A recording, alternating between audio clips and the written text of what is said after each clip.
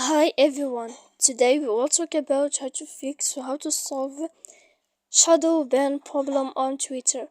To know how to fix or how to solve Twitter problem on Twitter, you should just go to settings like this. We will click. After that, in this page, you will go to apps, default apps, app settings. When you will see this list, you will go down to find the application of Twitter and you will enter.